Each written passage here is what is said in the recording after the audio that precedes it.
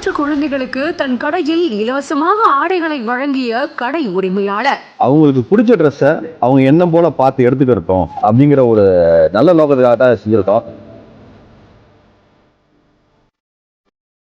உங்களுக்கு என்ன ட்ரெஸ் வேணுமோ எடுத்துக்கோங்கன்னு யாருங்க சொல்லுவாங்க?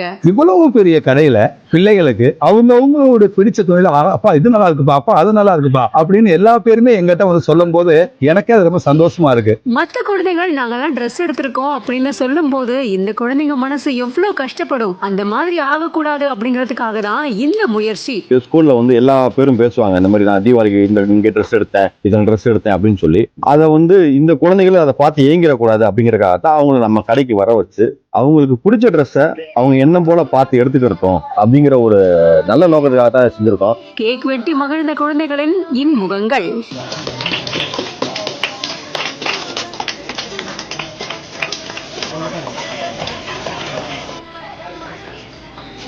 திண்டுக்கல்ல இருக்கக்கூடிய வத்தலகுண்டு பக்கத்துல பரஸ்பரம் அப்படிங்கிற ஆதரவற்ற இல்லமானது தொடர்ந்து 30 ஆண்டுகளுக்கு மேலா செயல்பட்டு வந்துகிட்டு இருக்கு. இங்க 50க்கும் மேற்பட்ட மாணவிகள் இருக்காங்க. அவங்க தன்னோட பள்ளிகளுக்கு போயிட்டு வந்துகிட்டு இருக்காங்க. இவங்களுக்கு நல்ல உள்ளம் படைச்ச சில பேர் சாப்பாடு, புத்தகம், பென்சில், பென் அப்படின்னு பலதுமே வழங்கிட்டு இருக்காங்க. இந்த சூழல தான் தீபாவளி பண்டிகையை முன்னிட்டு வத்தலகுண்டுல இருக்கிற புன்னகை சில்க்ஸ் அப்படின்ற ஜவுளி நிறுவனத்தோட சார்பா இந்த குழந்தைகளுக்கும் மாணவிகளுக்கும் பிடிச்ச ஆடைகளை அவங்களையே தேர்வு செய்ய சொல்லி அனுமதிச்சிருக்காரு அந்த கடையோட உரிமையாளர். வாடிக்கையாளர்களுக்கு எப்படி மன திருப்தியோட கொடுப்பாரோ அதே மாதிரி எல்லா குழந்தைகளுக்குமே இலவசமா ஆடைகளை கொடுத்திருக்காரு. மறைந்த முன்னாள் ஜனாதிபதியான ஏபிஜே அப்துல் கலாம் ஐயா அவர்களோட பிறந்தநாளையும் கேக் வெட்டி அந்த ஜவுளி நிறுவனத்துல கொண்டாடப்பட்டிருக்கு.